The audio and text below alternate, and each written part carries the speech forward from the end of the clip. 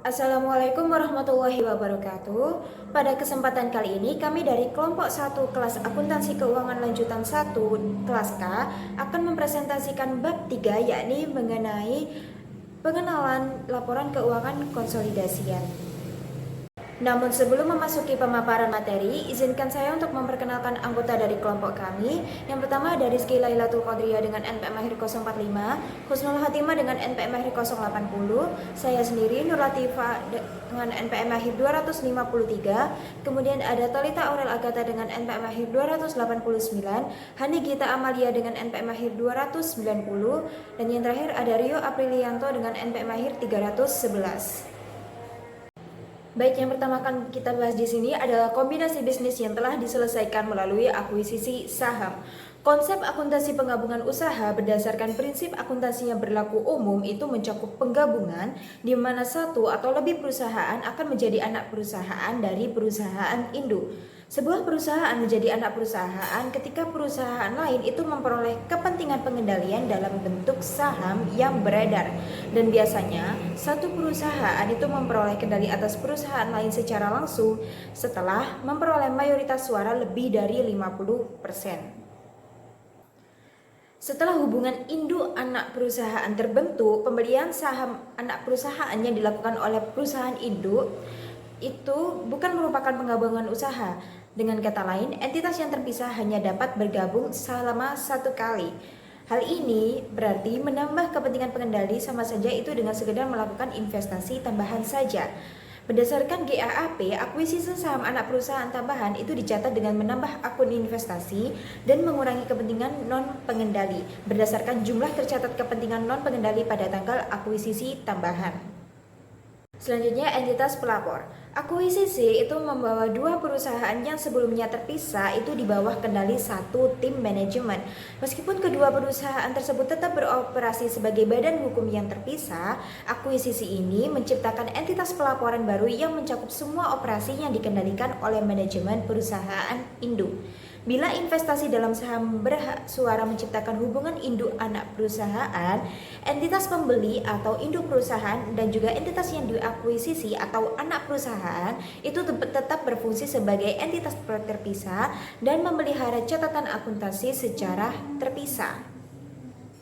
Untuk selanjutnya, laporan keuangan induk perusahaan dan anak perusahaan yang terpisah ini akan diubah menjadi laporan keuangan konsolidasi untuk mencerminkan posisi keuangan dan juga hasil operasi entitas gabungan. Entitas pelapor yang baru bertanggung jawab untuk melapor kepada pemegang saham dan kreditor induk perusahaan dan kepada pihak berkepentingan lainnya. Selanjutnya, hubungan induk anak perusahaan. Pada awalnya diasumsikan bahwasanya korporasi itu memiliki lebih dari 50% saham suara dari korporasi lain, yang artinya perusahaan tersebut mengendalikan korporasi itu melalui kepemilikan sahamnya dan hubungan induk anak perusahaan itu tetap ada. Ketika hubungan induk anak perusahaan itu ada, perusahaan-perusahaan ini bisa disebut sebagai perusahaan yang saling berafiliasi. Istilah afiliasi sendiri itu digunakan untuk mencakup semua investasi yang dicatat dengan metode ekuitas. Perlu diingat bahwasanya laporan keuangan konsolidasi itu ditujukan terutama untuk investor induk perusahaan, bukan untuk pemegang saham non-pengendali dan juga kreditor anak perusahaan. Kebijakan konsolidasi.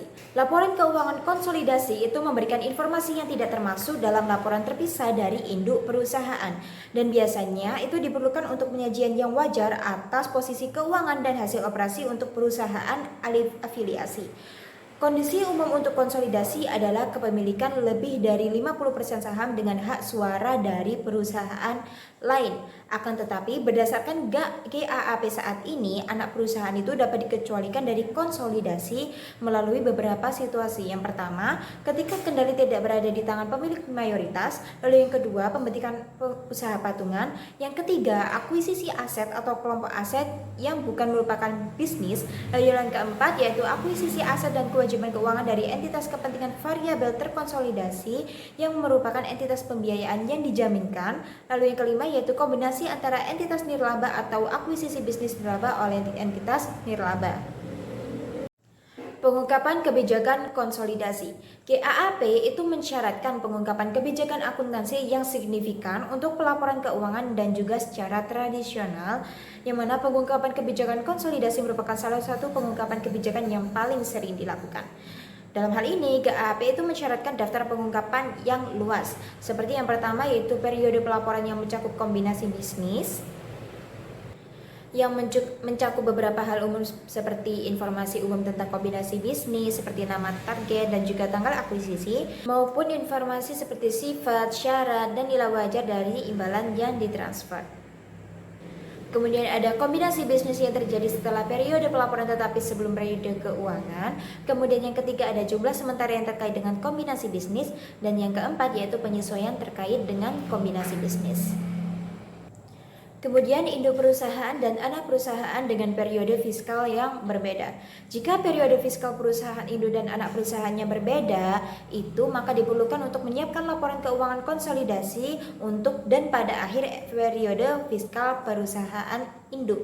Jika perbedaan periode fiskal tidak melebihi 3 bulan, biasanya itu dapat diterima untuk menggunakan laporan keuangan anak perusahaan untuk tahun fiskalnya untuk tujuan konsolidasi. Dengan pengungkapan dampak peristiwa yang terjadi diantaranya yang secara material memengaruhi posisi keuangan atau hasil operasi.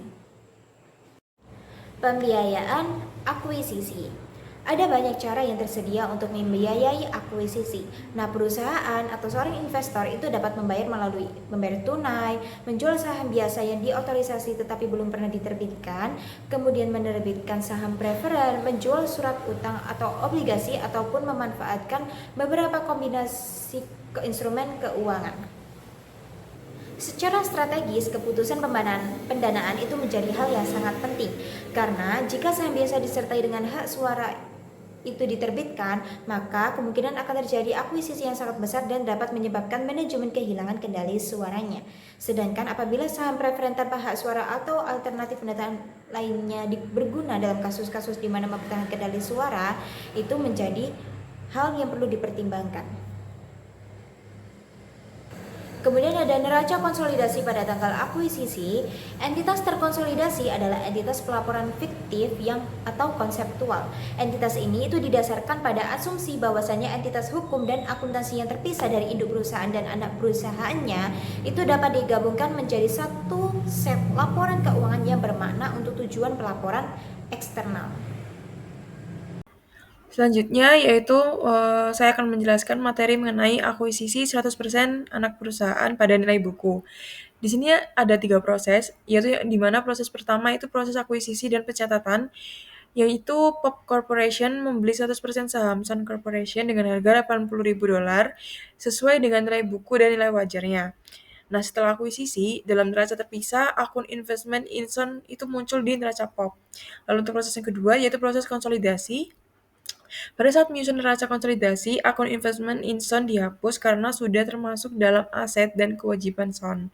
Lalu yang kedua, yaitu ekuitas pemegang saham Son juga dihapus karena ini mencerminkan aset bersih yang sama. Lalu yang terakhir, hanya akun yang tidak saling berhubungan yang digabungkan dalam neraca konsolidasi. Nah, untuk proses yang ketiga, yaitu struktur neraca konsolidasi, yang dimana modal saham dalam neraca konsolidasi hanya mencerminkan modal saham POP atau induknya, dan bukan modal anak perusahaannya. Dan saldo laba dalam neraca konsolidasi hanya berasal dari saldo laba induk, bukan anak perusahaan. Nah, berikut ini merupakan salah satu jurnal akuisisi 100% anak perusahaan pada nilai buku. Kemudian selanjutnya yaitu akuisisi 100% anak perusahaan dengan goodwill. Di sini proses pertama yaitu sama akuisisi dan goodwill, yaitu yang dimana Pop Corporation membeli 100% saham Sun Corporation dengan harga $100.000. Nilai buku ekuitas Sun hanya $80.000 sehingga ada selisih $20.000 antara harga akuisisi dan nilai bukunya. Nah, selisih ini dicatat sebagai goodwill dalam neraca konsolidasi kecuali jika ada bukti bahwa aset bersih Sun undervalued.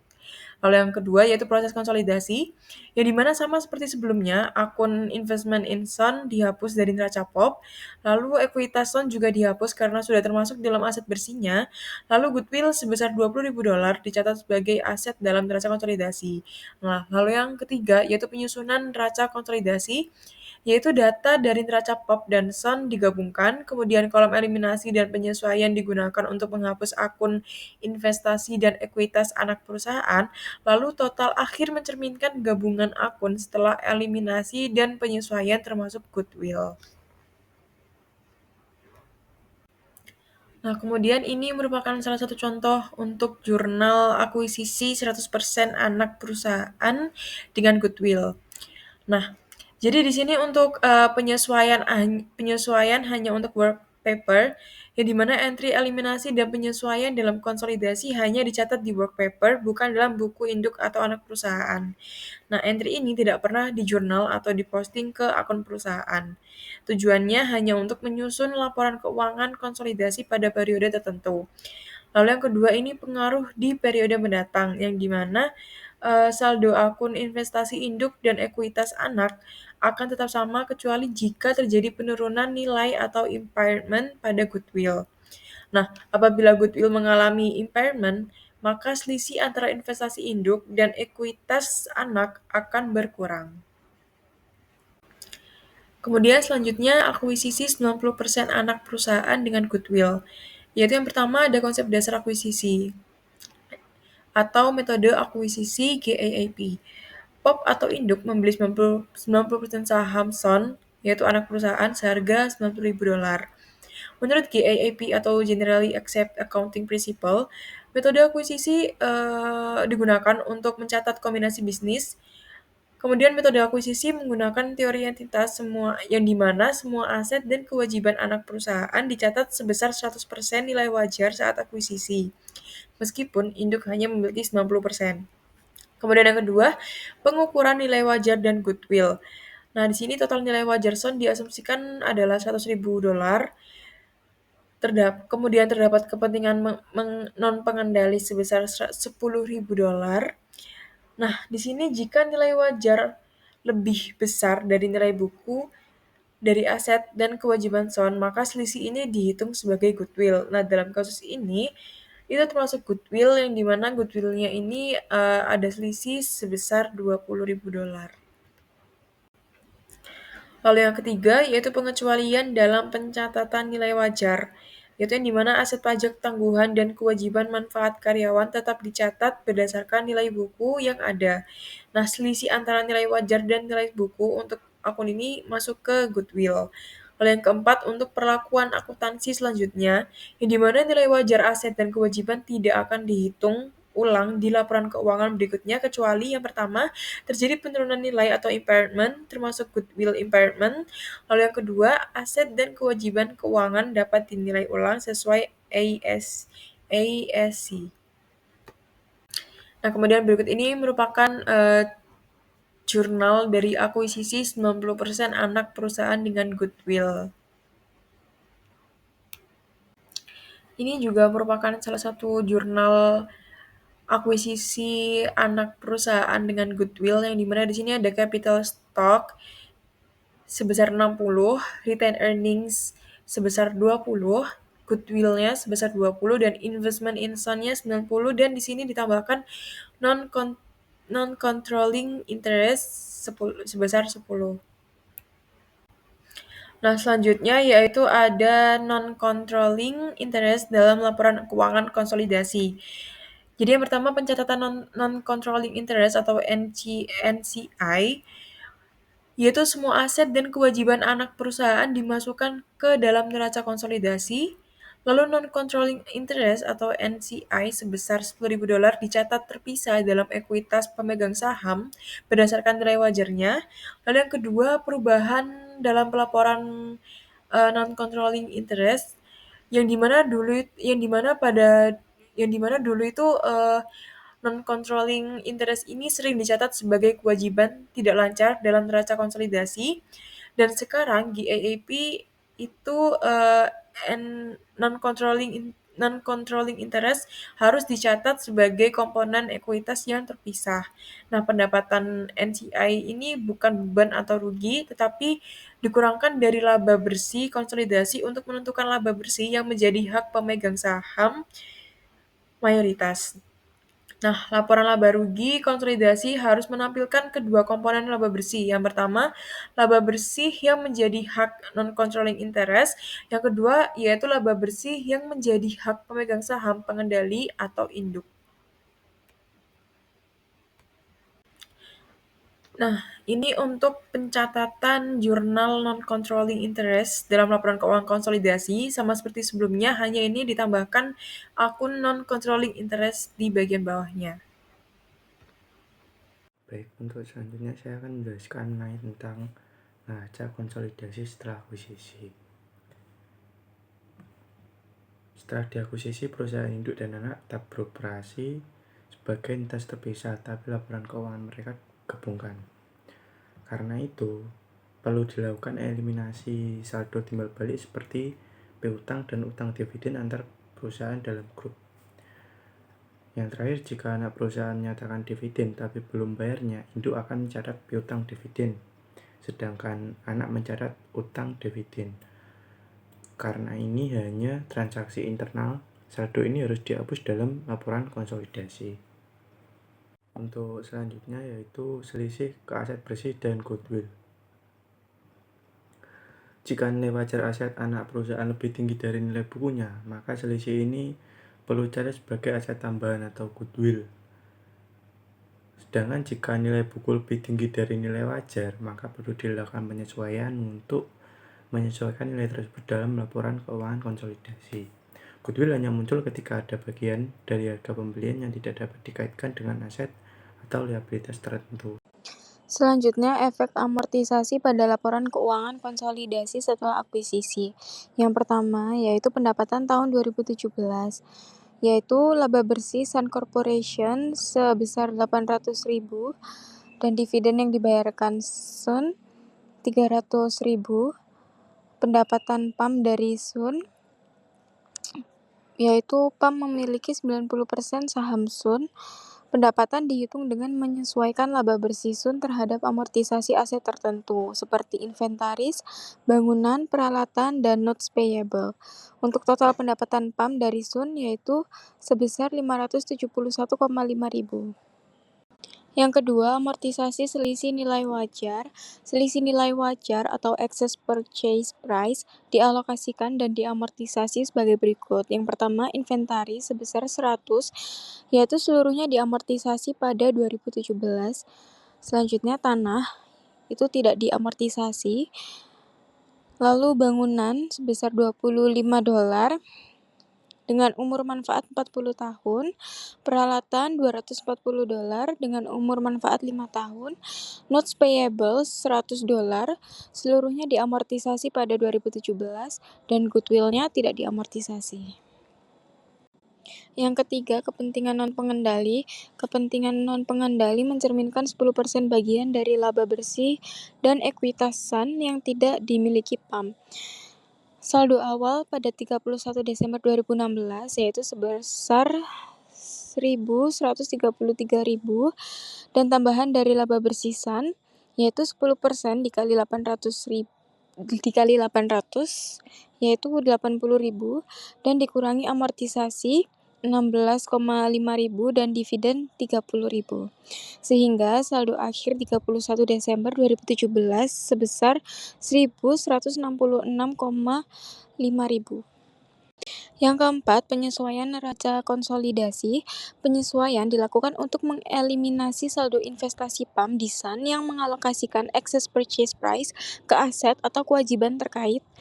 Yang pertama, eliminasi investasi PAM di Sun, yaitu sebesar 10.501,5 ribu.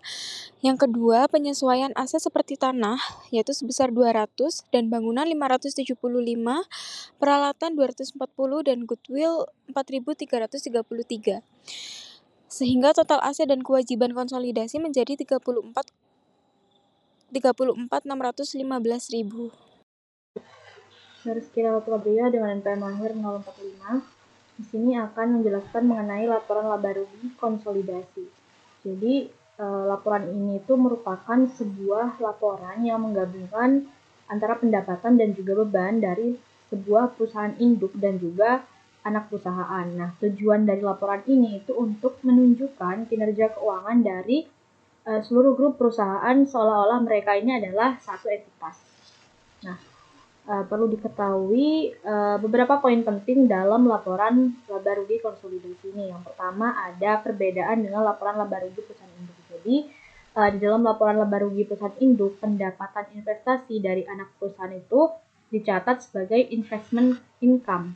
Nah, dalam laporan laba rugi konsolidasi, pendapatan ini tuh dihapus karena semua pendapatan dan juga beban anak perusahaan ini sudah dimasukkan ke dalam laporan grup. Yang kedua, mengenai penghapusan transaksi antar perusahaan. Nah, jika perusahaan induk dan anak perusahaan ini melakukan sebuah transaksi satu sama lain, misalnya penjualan barang atau penyewaan aset, maka transaksi ini harus dieliminasi agar tidak menggembungkan pendapatan dan juga biaya. Misalnya, jika induk ini menjual barang ke anak perusahaan, angka penjualan dan juga biaya barang ini harus dihapus karena tidak ada transaksi dengan pihak eksternal. Yang ketiga ada pemilahan laba bersih. Jadi laporan laba rugi konsolidasi itu harus menunjukkan perbedaan antara laba yang menjadi hak pemegang saham induk dan juga laba yang menjadi hak pemegang saham minoritas. Nah, yang keempat ada pengaruh amortisasi dan penyesuaian akuntansi. Jadi, jika ada aset yang dibeli dengan harga lebih tinggi dari nilai bukunya, misalnya bangunan ataupun persediaan, maka amortisasi atas kelebihan nilai ini itu harus dicatat dalam laporan laba rugi. Kemudian ada yang kelima, perhitungan laba konsolidasi yang berbeda dari penjumlahan biasa. Kemudian yang keenam ada hubungan dengan laporan ekuitas. Jadi saldo laba konsolidasi itu harus sama dengan retained earnings perusahaan induk. Jadi saldo labanya itu harus sama dengan saldo laba perusahaan induk karena laba bersih dari anak perusahaan itu harus dihitung dalam laporan laba rugi konsolidasi. Jadi kesimpulannya di sini adalah bahwa laporan laba rugi konsolidasi itu dibuat untuk menggambarkan kinerja keuangan grup perusahaan secara lebih akurat. Jadi dalam penyusunannya kita itu harus menghapus transaksi antar perusahaan, memisahkan laba untuk pemegang saham mayoritas dan juga minoritas, serta menyesuaikan amortisasi dan aset yang telah direvaluasi.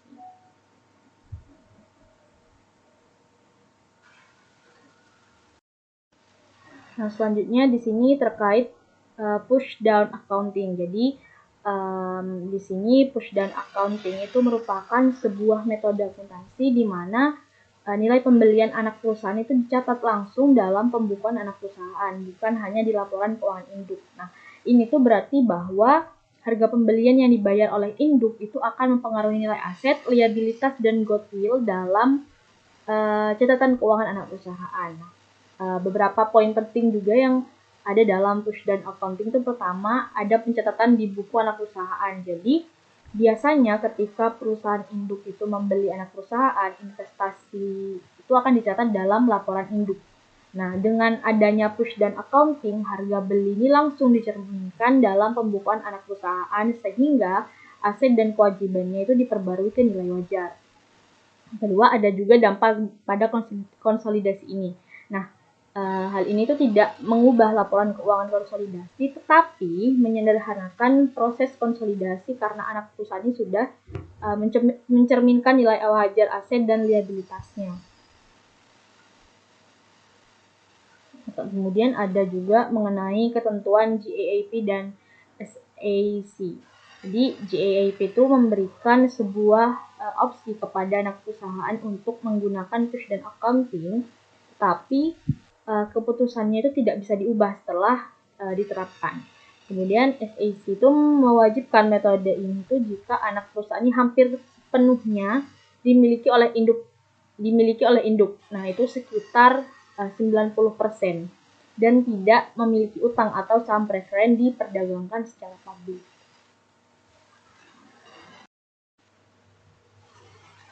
Nah, di sini ada contoh kasus, yaitu Pop Corporation ini memberikan 5.000 lembar saham biasa Pop senilai $10 par dan uang tunai sebesar $100.000 untuk semua modal saham Sun Company, sebuah perusahaan tertutup pada tanggal 3 Januari 2016. Saat ini, saham Pop dikutip di Bursa Nasional dengan harga $55 per saham, sehingga kami merangkum neraca dan nilai wajar Sun informasi tanggal 3 Januari sebagai berikut. Nah, di sini dalam ribuan. Berarti Pop Corporation ini mengakuisisi Sun Company dengan memberikan, tadi disebutkan ada 5.000 lembar saham dengan nilai $10 per lembarnya. Dan juga $100.000 tunai.